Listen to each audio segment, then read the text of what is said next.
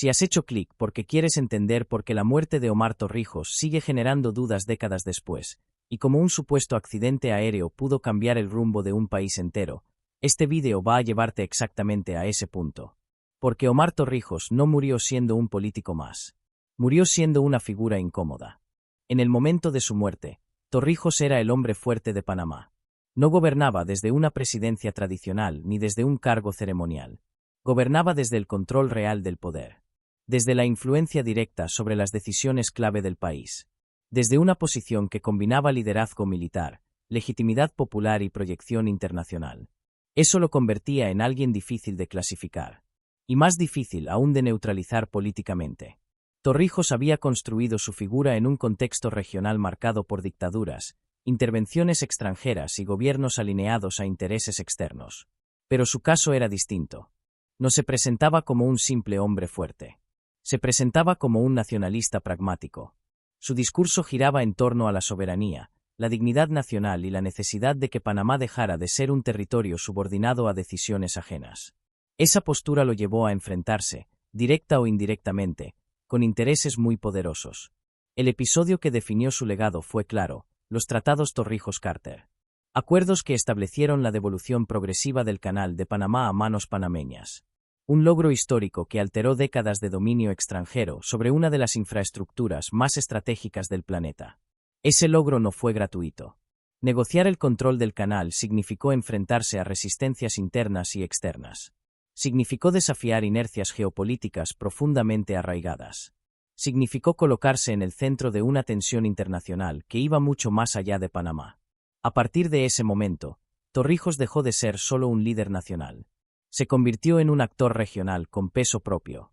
Un referente para otros movimientos que buscaban mayor autonomía frente a potencias extranjeras. Y eso lo volvió incómodo. En América Latina, en ese contexto histórico, los liderazgos que combinaban nacionalismo, autonomía y control real del poder rara vez terminaban de forma tranquila. El equilibrio era frágil. Las presiones constantes. Los márgenes de error, mínimos. Torrijos lo sabía. No era ingenuo. Entendía perfectamente el tablero en el que jugaba. Sabía que su figura generaba apoyos, pero también resistencias profundas. Sabía que su margen de maniobra dependía de mantener un delicado equilibrio entre firmeza y pragmatismo. Aún así, avanzó. Bajo su liderazgo, Panamá vivió transformaciones significativas. Cambios en la estructura del Estado. En la relación con sectores populares. En la proyección internacional del país. Torrijos cultivó una imagen de líder cercano, austero, poco dado a los excesos del poder tradicional. Esa imagen reforzó su legitimidad. Pero también aumentó el contraste con otros actores de la región. Mientras muchos gobiernos dependían de apoyos externos para sostenerse, Torrijos se presentaba como alguien dispuesto a negociar, pero no a someterse. Ese matiz es clave para entender lo que vino después. Porque en política internacional, no siempre se castiga la confrontación abierta. A veces se castiga la autonomía. La figura de Torrijos se movía en una zona ambigua. No era un enemigo declarado de las grandes potencias, pero tampoco un aliado incondicional.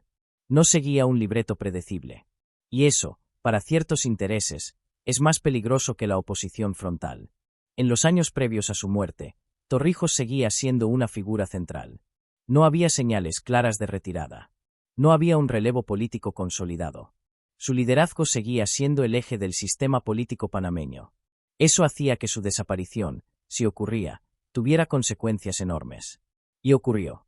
La muerte de Omar Torrijos fue presentada oficialmente como un accidente aéreo. Un suceso trágico, inesperado, desafortunado. Pero desde el primer momento, esa explicación convivió con una sensación persistente de duda. No porque existieran pruebas concluyentes de lo contrario, sino porque el contexto hacía imposible no preguntar.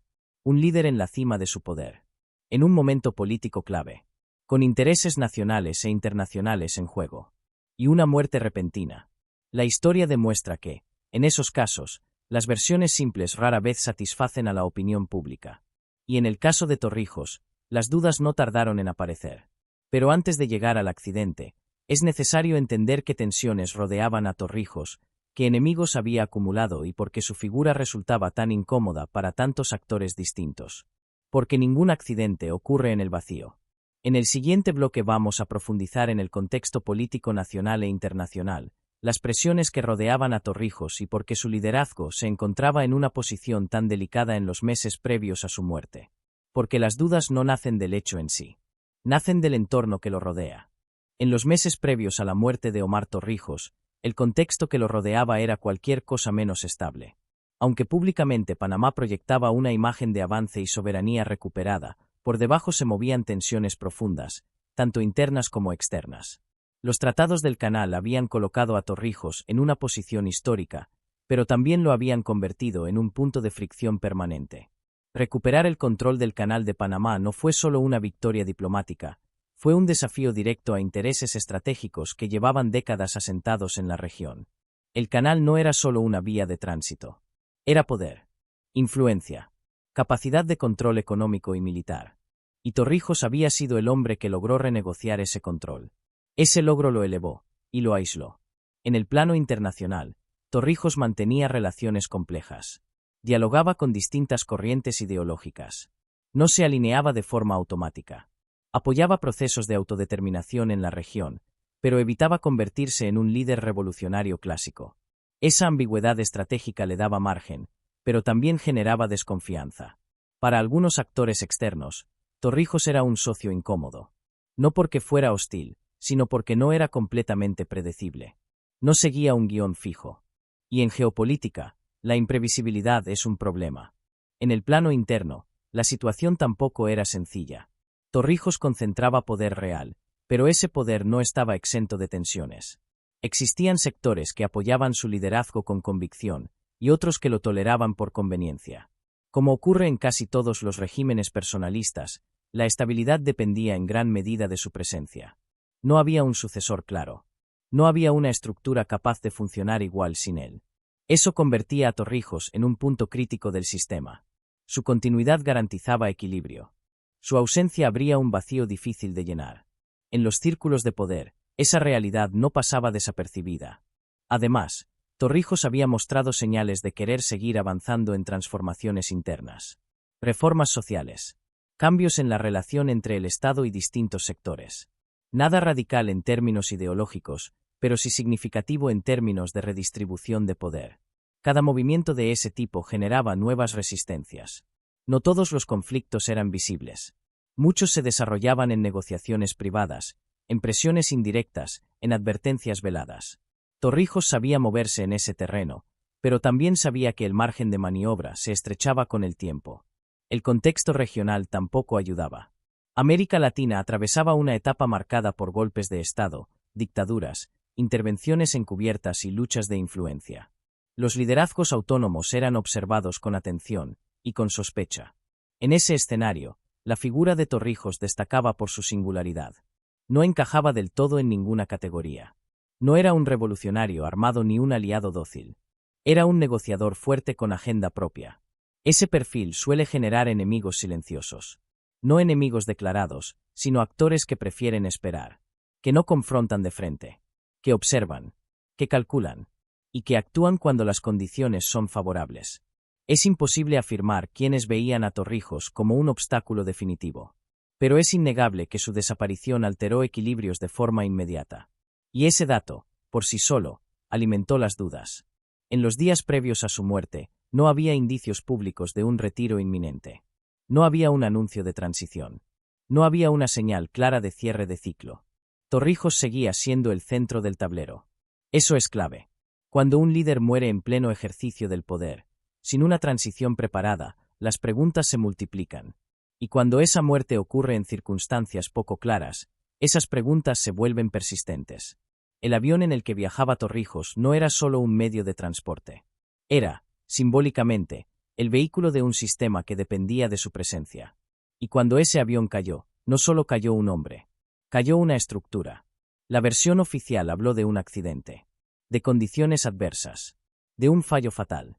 Y, técnicamente, eso era plausible. Los accidentes aéreos existen. Ocurren. No necesitan conspiraciones para suceder. Pero en política, la plausibilidad no siempre basta. Porque la muerte de Torrijos no fue un evento aislado. Fue un punto de inflexión. y los puntos de inflexión exigen explicaciones sólidas para ser aceptados. Desde el primer momento, sectores de la sociedad panameña y observadores internacionales comenzaron a preguntarse si el accidente había sido realmente eso, un accidente. Las preguntas no surgían de pruebas concretas, sino de una lectura del contexto. Un contexto cargado de intereses, de tensiones no resueltas, de equilibrios frágiles. Antes incluso de analizar el accidente en sí, ya existía un clima de sospecha. Un clima que no se disipó con el paso del tiempo, sino que se fue reforzando a medida que las consecuencias políticas de la muerte se hacían evidentes. Porque tras la desaparición de Torrijos, Panamá cambió. Cambió la dinámica del poder. Cambió el tono de la política. Cambió la relación entre distintos actores internos y externos. Y cuando una muerte produce cambios tan rápidos y tan profundos, la duda se instala de forma casi inevitable. En el siguiente bloque vamos a entrar en el momento clave, el accidente aéreo, cómo ocurrió, que se informó oficialmente y por qué, desde el primer día. Esa explicación dejó más preguntas que respuestas. Porque hay accidentes que se aceptan, y otros que, simplemente, no cierran. El día del accidente aéreo de Omar Torrijos quedó marcado desde el primer momento por una sensación extraña, difícil de describir. No fue solo la sorpresa ante una tragedia inesperada. Fue la impresión inmediata de que algo no encajaba del todo. La versión oficial fue clara y rápida. El avión en el que viajaba Torrijos se había estrellado en una zona montañosa. Un accidente fatal. Sin sobrevivientes. Un hecho trágico, pero explicado dentro de los márgenes habituales de este tipo de sucesos. Sin embargo, desde el inicio, esa explicación convivió con un silencio incómodo. No hubo una narrativa detallada que disipara las dudas.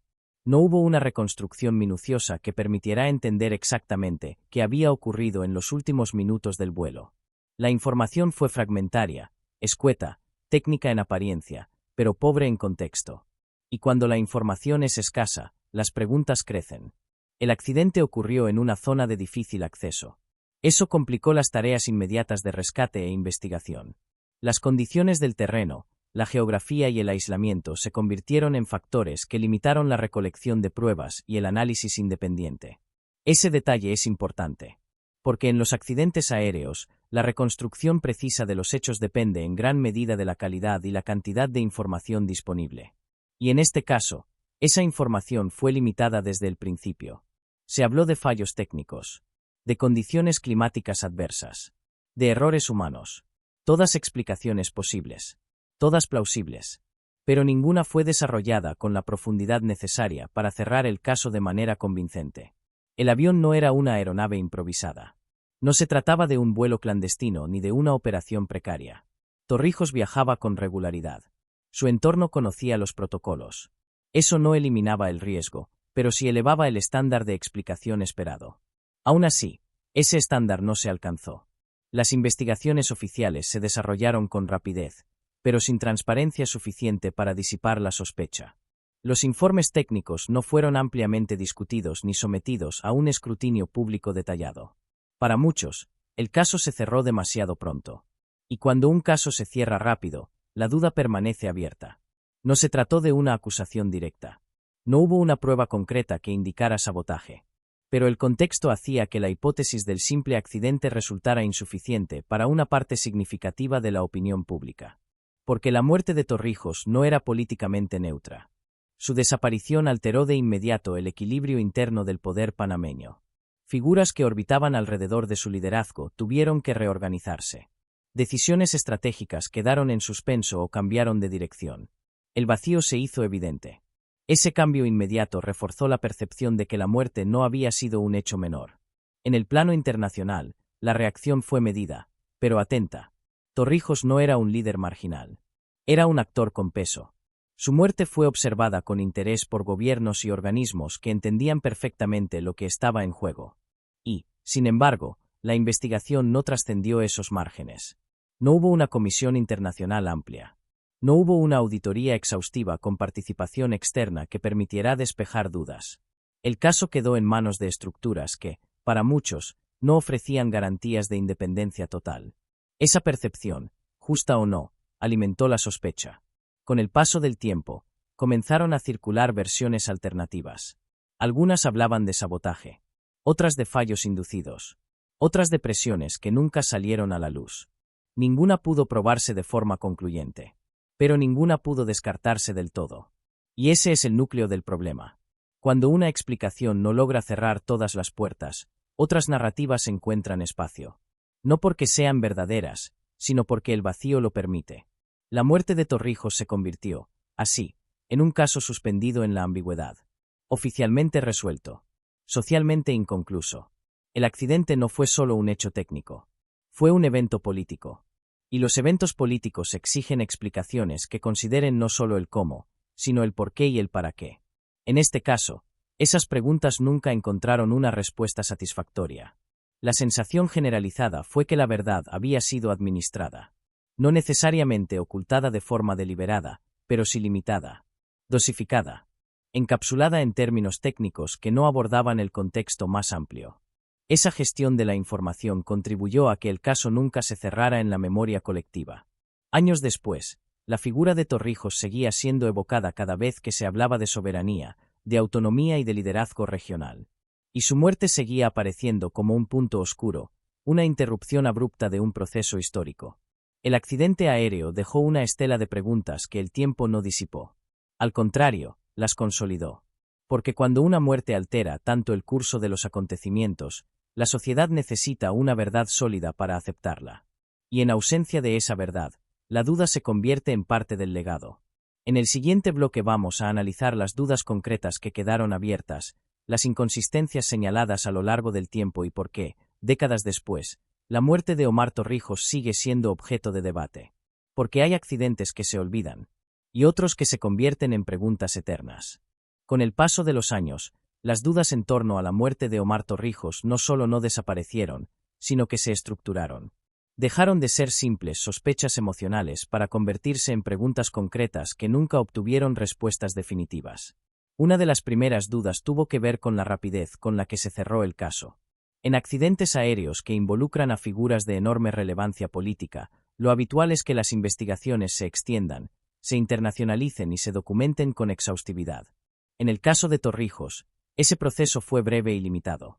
Eso no implica, por sí solo, una ocultación deliberada. Pero sí indica una voluntad clara de clausura temprana. Y cuando un caso se clausura sin un debate amplio, deja espacio a la sospecha. Otra duda persistente estuvo relacionada con el estado de la aeronave. No se trataba de un avión improvisado ni de una operación clandestina. Era un medio habitual para los desplazamientos del líder panameño. Eso llevó a muchos a preguntarse si existieron fallos previos conocidos, advertencias ignoradas o decisiones operativas que nunca se explicaron del todo. La información técnica difundida fue escasa y poco accesible para el público general. Los detalles quedaron encapsulados en informes que no circularon ampliamente ni fueron sometidos a un análisis independiente prolongado. Esa falta de transparencia alimentó la sensación de que no se estaba contando todo. También se cuestionó el contexto inmediato del vuelo. El destino, la necesidad del desplazamiento, la planificación del trayecto. Todo fue presentado como rutinario, pero para una figura del nivel de Torrijos, lo rutinario siempre está atravesado por consideraciones políticas y de seguridad. No se trataba de un viaje cualquiera. Era un desplazamiento de alguien cuya presencia tenía implicaciones nacionales e internacionales. Otro punto clave fue el impacto inmediato de su muerte en la estructura del poder panameño. La desaparición de Torrijos produjo un reacomodo rápido. Algunas líneas políticas se enfriaron. Otras se redefinieron. El tono del liderazgo cambió. Ese cambio fue interpretado por muchos como una señal de que Torrijos era un obstáculo para ciertos intereses. No porque existiera una prueba directa de intervención, sino porque su ausencia facilitó decisiones que antes encontraban resistencia. En política, los efectos suelen ser tan importantes como las causas. Las teorías que surgieron con el tiempo variaron en forma y alcance. Algunas apuntaron a sabotaje técnico. Otras a presiones externas. Otras a conflictos internos. Ninguna logró sostenerse con pruebas concluyentes. Pero ninguna pudo ser descartada con una investigación que disipara completamente la duda. Ese equilibrio inestable entre plausibilidad y ausencia de prueba es lo que mantiene vivo el caso. La figura de Torrijos, además, se vio reforzada por el relato posterior. Con el tiempo, su liderazgo fue revalorizado. Sus decisiones, especialmente en relación con el canal, fueron vistas como hitos históricos.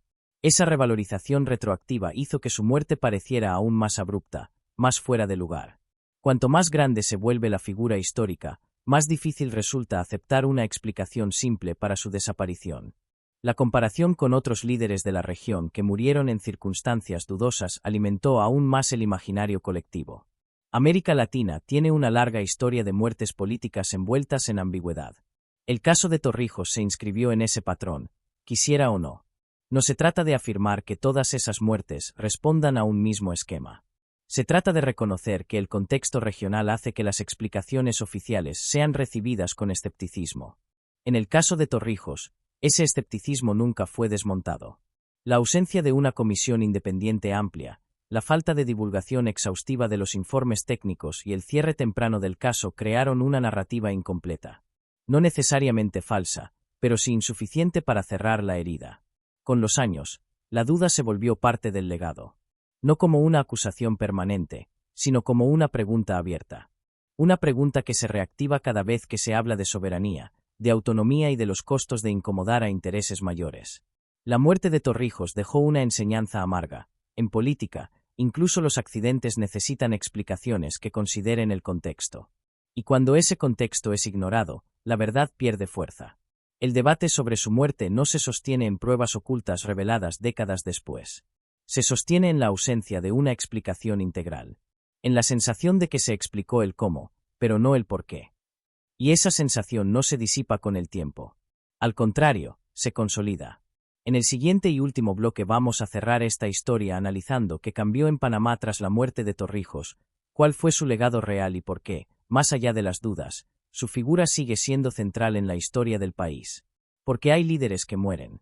Y hay liderazgos que dejan un vacío imposible de llenar. La muerte de Omar Torrijos no solo cerró una etapa política. Abrió un vacío que Panamá tardó años en procesar. Un vacío que no se explicó del todo, que no se llenó con una verdad clara y que, por eso mismo, nunca dejó de generar preguntas. Tras su desaparición, el país cambió de forma casi inmediata. El liderazgo se volvió menos personalista, pero también menos audaz. Las decisiones estratégicas comenzaron a moverse con mayor cautela. El tono político se moderó. El impulso transformador que había caracterizado a Torrijos se diluyó progresivamente en una lógica más administrativa, más contenida. No se trató de un colapso. Fue una reconfiguración silenciosa. Los tratados del canal siguieron su curso, pero el espíritu que los había impulsado perdió fuerza. Torrijos no fue solo el firmante de un acuerdo histórico, fue su principal garante político. Sin él, el proceso continuó, pero sin la misma carga simbólica ni el mismo liderazgo carismático. Ese cambio fue notado tanto dentro como fuera de Panamá. En el plano internacional, la figura de Torrijos comenzó a ser recordada como la de un líder que logró algo excepcional en un contexto adverso. Con el paso del tiempo, su imagen se fortaleció. Su legado fue revalorizado. Y esa revalorización hizo que su muerte resultara aún más difícil de aceptar como un simple accidente. Porque cuanto más se entiende la dimensión de un liderazgo, más difícil resulta asumir su desaparición repentina sin una explicación completa. Panamá entró en una etapa distinta. Más estable en apariencia, pero también más cautelosa.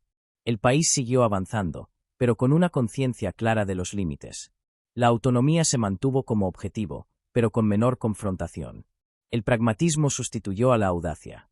Ese cambio no fue necesariamente negativo, pero fue significativo. La ausencia de Torrijos se sintió en la forma de hacer política, en la manera de negociar, en la disposición a incomodar. Su liderazgo había demostrado que era posible desafiar intereses poderosos sin romper completamente con el sistema. Su muerte dejó la sensación de que ese equilibrio era extremadamente frágil. Y esa sensación marcó a una generación. Las dudas sobre su muerte nunca desaparecieron porque nunca fueron respondidas con una verdad capaz de cerrar el debate. No hubo una investigación que integrara de manera convincente el contexto político, los intereses en juego y las circunstancias técnicas del accidente. Hubo una explicación oficial, pero no hubo una explicación completa.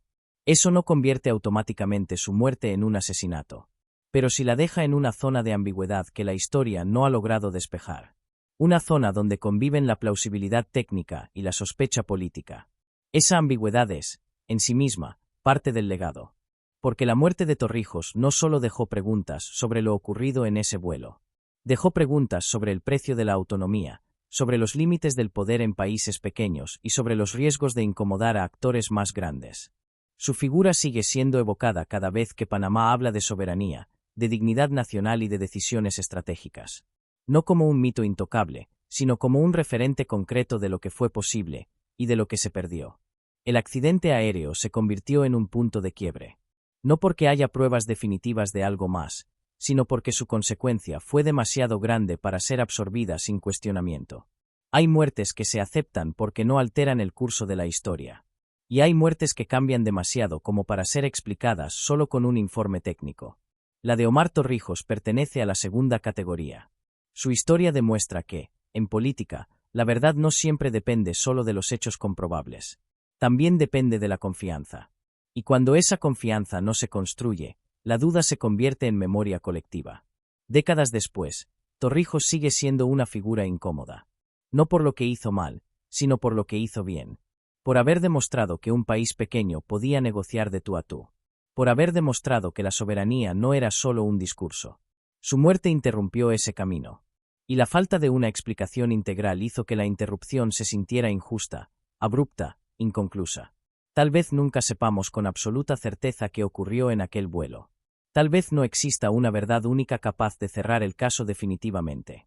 Pero hay algo que sí quedó claro: la muerte de Omar Torrijos cambió a Panamá. Y mientras ese cambio siga siendo visible, mientras sus consecuencias sigan marcando decisiones, su historia seguirá siendo contada. No como una teoría conspirativa, sino como una pregunta legítima. Porque hay accidentes que se explican con el tiempo. Y hay otros que, precisamente por lo que provocan, nunca terminan de explicarse.